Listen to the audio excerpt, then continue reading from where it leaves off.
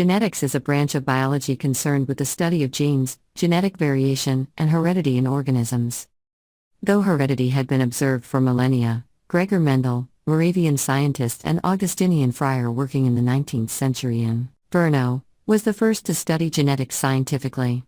Mendel studied trait inheritance, patterns in the way traits are handed down from parents to offspring over time. He observed that organisms inherit traits by way of discrete units of inheritance.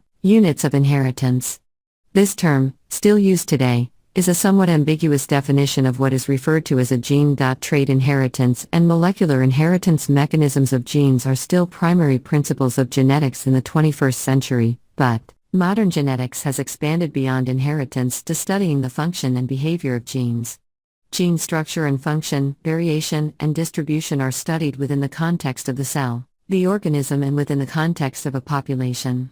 Genetics has given rise to a number of subfields, including molecular genetics, epigenetics, and population genetics.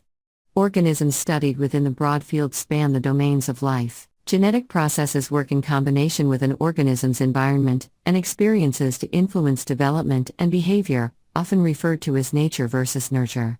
The intracellular or extracellular environment of a living cell or organism may switch gene transcription on or off.